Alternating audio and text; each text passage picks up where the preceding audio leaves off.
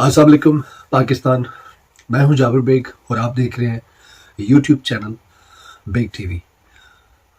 पाकिस्तानियों, कल से लेके आज तक जो ज़मान पार्क में जुल्म और सितम की, बर्बरियत की जो आपने जो मनाजर जो देखे, बड़े इंतहाई शर्मनाक मनाजर है।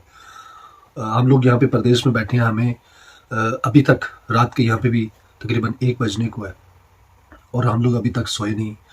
दुख भी है, अफसोस भी है, शर्मिंदगी भी है कि दुनिया भर में हमारे मुल्क का तमाशा बनाया गया और एक जो उम्मत मुसलमा का अजीम लीडर है उसके ऊपर झूठे मुकदमे में उसको गिरफ्तार करने के लिए इतनी बड़ी फोर्स वहाँ पे भेजी गई और सारे दिन ये सिलसिला जारी रहा कि पुलिस मुख्तलिफ ग्रुपों में आती रही और हमलावर होती रही। वहाँ पे जो शहरी हैं, जो पीटीआई के जो वर्कर्स थे, उनके ऊपर आंसू गैस जो है वो एक्सपायर जो शेल है वो फेंके जाते रहे, उनकी जानों को रिस्क में डालते रहे। तो ये इंतहाई शर्मनाक अमल था और ये अभी तक सिलसिला जारी है। कि मैं इस हवाले से एक चीज़ याद करवाता चलूँ कि आज 15 मार्च है। ये वो दिन है कि जो दिन अक़वाम मुत्तहिदा में इस्लामोफोबिया से मुतल्लिक इस दिन को मनाया जाता है और ये दिन जो अक़वाम मुत्तहिदा ने इस्लामोफोबिया के हवाले से रखा है, इसका तमाम तर क्रेडिट, तमाम तर सेहरा इमरान खान साहब को जाता है। वो इस चीज़ के हकदार हैं। उन्होंने जदोजहद की, उन्होंने हिम्मत की, उन्होंने दुनिया को ये चीज़ बावर करवाई कि इस्लाम अमन का, मोहब्बत का दीन है। इसके खिलाफ प्रोपोगंडा करके इसको बदनाम करने की कोशिश की गई है। देखिए, आज बदकिस्मती से हम उसी अजीम लीडर को ज़लील व ख़वार करने के लिए हमारे अपने अदारे, हमारी अपनी फ़ौज, हमारी अपनी पुलिस, हमारे अपने सियासतदान जो ख़ुद गुनाहों से, करप्शन से, धोखों से, फ्रॉड से लिथड़े हुए हैं, वो उस अजीम इंसान को आज गिरफ़्तार करने के लिए हर हरबा इस्तेमाल कर रहे हैं।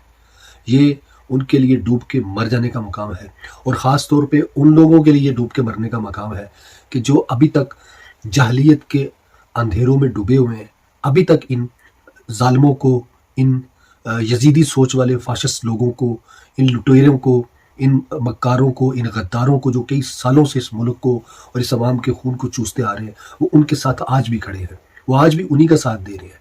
ये एक ऐसा अजीम लीडर कि जिसने न सिर्फ मुल्क को कौम के लिए अपने आप को पेश किया, बल्कि उसने अपने प्यारे आका सल्लल्लाहु अलैहि वसल्लम की हुर्मत के लिए भी आवाज़ को बुलंद किया और दयार गैर में जाके और उन लोगों के मुल्कों में जाके, यूएनओ में जाके सबके सामने खड़ा होके और ललकार के कहा कि नबी पाक सल्लल्लाहु अलैहि वसल्लम हमारे दिलों में बसते हैं और उनकी अगर कोई खुदा न खास्ता गुस्ताखी करे तो हमारे दिलों को तकलीफ पहुँचती है।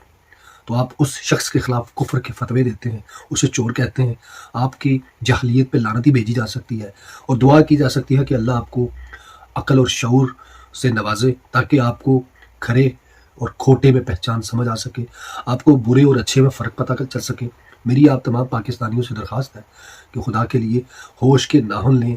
मैं पहले भी बारहा कह चुका हूँ कि सियासत को एक साइड पर रखें और समझें इस बात को कि ये जो इमरान खान के ख़िलाफ़ इतनी ताकत इस्तेमाल की जा रही है, वो अपने आप को बचाने के लिए, अपनी चोरियों को छुपाने के लिए और अपनी की जाने वाली अयाशियों को बहाल रखने के लिए ये सारा जोर लगाया जा रहा है। चाहे वो चंद करप्ट जर्नल हैं, चाहे वो सियासतदान हैं या फिर कुछ बैरूनी ताकतें हैं, ये सब लोग मिलकर उससे एक लीडर को पकड़ना चाहते हैं, उसको मारना चाहते हैं, अपने रास्ते से हटाना चाहते हैं, जिसने इस पूरी कौम को शऊर दिया है, जिसने इस कौम को बोलने के लिए, सवाल करने के लिए शऊर दिया है और ज़ुबान दी है।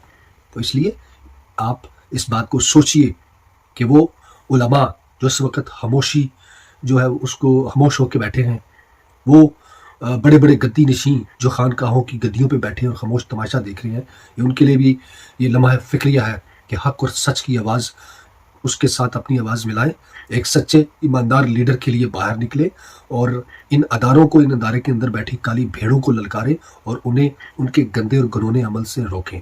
वरना दुनिया में भी आपकी माफ़ी नहीं होनी और कब्र हश्र में तो आपकी माफ़ी होनी नहीं है। कि जब आपको पूछा जाएगा कि जब हक़ और सच पे खड़े होने का वक़्त था, आप लोगों ने अपनी दाढ़ी बचाई, आप लोगों ने अपनी जानें बचाई, लेकिन हक़ और सच का साथ नहीं दिया। तो ये वो लोग भी वाज़ेह तौर पे सोच लें कि आपने इस वक्त जबकि حق کی آواز کے ساتھ اپنی آواز ملانے کا وقت ہے تو آپ لوگ خاموش ہو کے ڈر کے خوف سے اپنے گھروں میں بیٹھے ہیں. اس سے پہلے بڑے بڑے اولیاء اللہ بڑے بڑے ظالم بادشاہوں کے سامنے ڈٹ جاتے رہے ہیں. وہ ڈرے نہیں، وہ اپنے اللہ کے یقین اور بھروسے کے ساتھ ان کے سامنے ڈٹ جاتے تھے، ان سے ٹکرا جاتے تھے، اور آج ان کی دنیا بھر میں عزت بھی ہے، توقیر بھی ہے، ان کی مثالیں بھی دی جاتی ہیں. تو آپ اس وقت کو یاد رکھیے کہ اس وقت ایک کربلا بپا ہے اور حسینی لشکر ایک طرف ہے اور یزیدیوں کی فوج ایک طرف ہے. آپ نے کن کا ساتھ دینا ہے؟ پاکستان زندہ باد.